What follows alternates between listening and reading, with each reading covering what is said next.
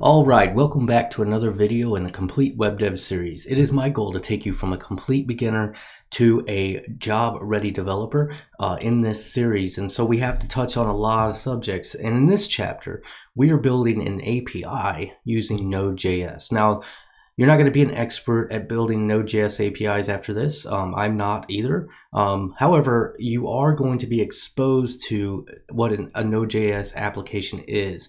And so you can easily walk into an environment having a little bit of understanding with a little bit of background in it and be able to excel in that. So that is my job here. All right, so in the last video, what we'd done, and we had set up all the boilerplate for all of our routes. You don't really need to do that all at once. A lot of times you don't know what all those routes are going to be, or maybe you do. But I would generally, my workflow would be finish one route at a time, but I just want to kind of teach one subject a little bit deeper each time. And one thing that was super annoying is every time we would go and we'd change a file, we'd have to restart the Node server in order for those changes to take effect. And so in this video we're gonna go ahead and install a package called Nodemon, and I'll show you where to get that and how to do that. And that is going to automatically watch our files, and when our files change, it will restart the server for us without us having to do it. It's also very quick at doing so. That will also give us the ability to easily add environment variables, which we will do. We are also going to handle errors. So if they try to visit an endpoint that doesn't exist, we're going to give them an error message. And then also we're going to add a logging library so that we can log things about the requests and stuff like that to our console, just to give us a little more debugging ability. And that should make developing the app a lot easier moving forward. So without any further ado, let's go ahead and jump over to the screen. I'm going to go ahead and create a new branch for this, which will be v4.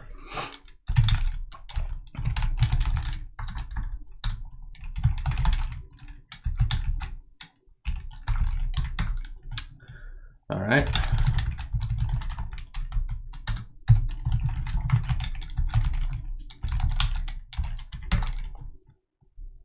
All right, now once we've done that, let's go ahead and go to, I'm going to show you something. If you go to npmjs.com and go to packages, you could search your packages. And what I've done is search Nodemon.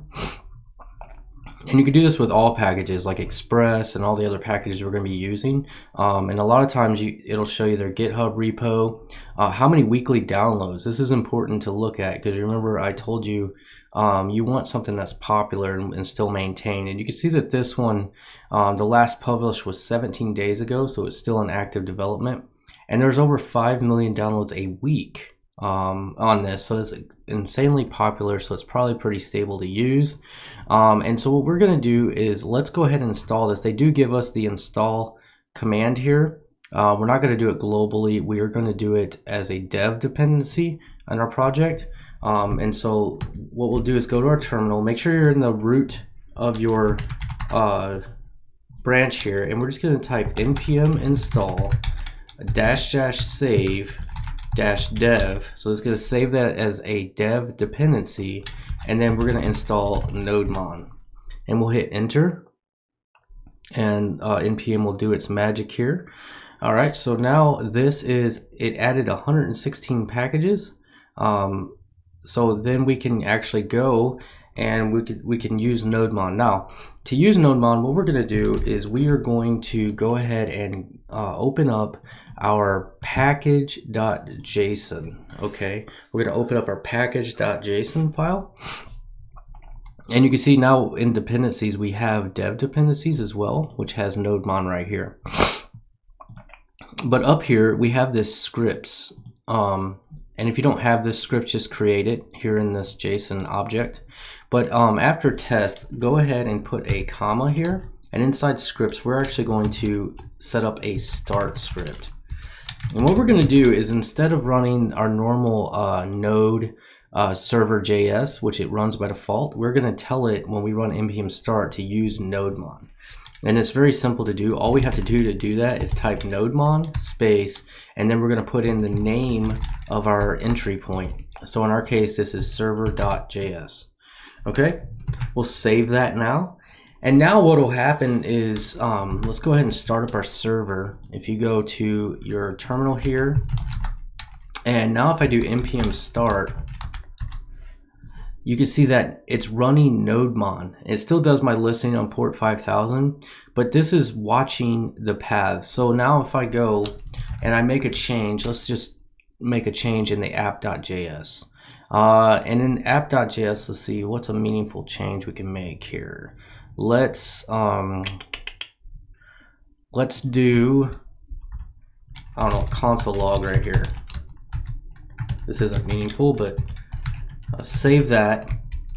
And now when you go back here, you can see that it's already printed app.js to the thing, and it says right here restarting due to changes.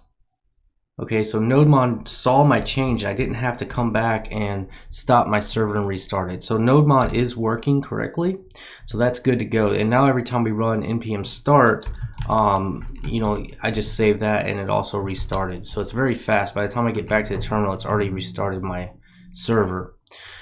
Okay, the next thing that we're gonna do is let's go ahead and add a another package that we're going to use called Morgan. And what Morgan does is, well, here, if we go to npm and we search up Morgan, so this is an HTTP logger middleware for Node.js. Okay, so they have all these different options here, and they have example code. We're gonna be using just a dev version. But what's important here, you can look, they have 2 million weekly downloads, which is pretty good. And this is just another dev dependency, okay? And so let's see, let's go and well, you know what, we will just do this as a dependency. So in the root or in our terminal, we're just going to type npm install -- save Morgan. All right, so that's done already. And then to use this, it's going to be super easy. We're inside of our app.js. Here at the top, we're going to add middleware. So what we could do is we can do const Morgan is equal to, and then we just need to require the package Morgan. All right, so now we just need to use it as middleware. And remember, we have the app.use to do that. So right here at the top, we'll do app.use. And then what we're going to do is pass in Morgan. And then we're going to give it, it's a method, and we're going to give it a configuration. And what we're just going to do is just put dev. All right, so that will do that now. And so our Node server should restart, which it did. But now if we open up Postman and we make a post request or any request, so I'm going to go ahead and make a request here. And if we go back now, you can see that it gives me a little bit of information about that request. See, it made a get request to contacts. It returned to 200 and it took 3.65 milliseconds. Okay, not bad. So this will also give us other logging ability. But now every time we make a request, we can see that in our terminal logs. So it helps us kind of dig through some stuff. It'll just help with development a little bit. All right, so that is Morgan. I wanted to show you that. The last thing we're gonna do is let's handle our error messages. So now we have these routes. So the way it works, it comes down kind of top to bottom and it uses all these middleware. And let's say the route is not found anywhere in our routes. Well, let's go down below here and we're gonna say error handling, and then what we're going to do here is we're going to do app.use, and what we're going to do here is just pass in a method, okay? And this method is just gonna take, so every time you pass something down through the middleware, we have access to the request, the response, and the next method, okay? So what we're going to do here is we are going to create a new error. So if it makes it here, we're going to assume that it's an error. So we're going to create a new error. So we're going to say error equals new error. And then we just give it a string here, and we'll just say route not found. Okay. And then what we're going to do is we're going to give this error a status, and it's going to be in a status of 404 for not found. Okay. And then what we're going to do is we are going to use the next method, which will continue past this to the next piece, and we're going to pass our error along with that. Okay. And then what we're going to do is down here, we are going to handle all errors at the very bottom, and this will be app.use. And again, we get all of our information, but because this is coming from next, we have our error first, then we have our request, response, and we have next if we want it. Okay, and this will also be a function call. So now, because we are hitting next here, it comes down here and it has the error right here at the beginning, and then it also has our request, response, and next. All right. So what we're going to do here is we're actually going to build a response to give them. So we're going to say response.status, and we're going to pass in the error.status from up here. But this could happen from another place. So say we're getting an error, we might get an error from one of these. So we'll do error.status, and then or we're going to just return a 500, which is a server error. Okay. The next thing we'll do is we're going to do a response.json, because we want the response to always be in JSON from the API, and that will be an object. And in this object, we're just going to say error,